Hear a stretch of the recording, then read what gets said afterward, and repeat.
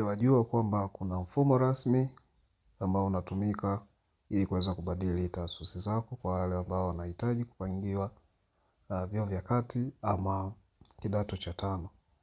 Cha kufanya, nenda Google, andika Selfom TAMISEMI, baada ya hapo search. Utakapo search utakuja hii website ya kwanza tunaiona hapo imesema kwamba Selfom TAMISEMI. Utaingia. Baada ya kuingia utakutana na hii page ambayo itakuhitaji wewe kuweza kujaza taarifa zako ili kuweza kulogin. Itakuhitaji uweke username pamoja na password ndio uweze kufanyaje kulogin. Kwa kuwa wewe ni mara yako ya kwanza, utakachokifanya utabonyeza hapo kulipoandikwa register hapa chini.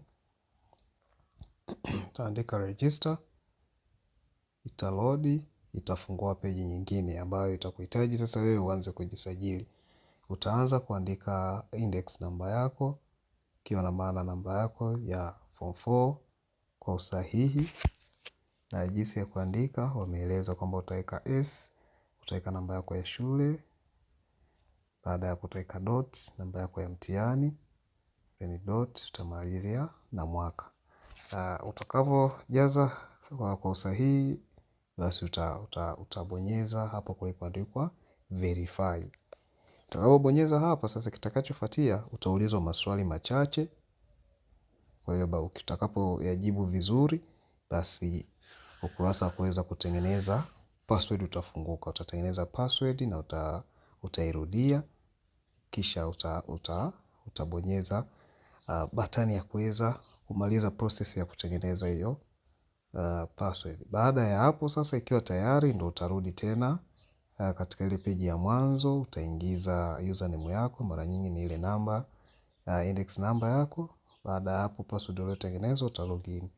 Utakapo login ndio utakutana sasa na baadhi ya section tofauti tofauti za kuweza kuchagua ama za kuweza kuedit, kama home address pamoja na machaguzi ya vyuo vya kati pamoja na kidato cha tano.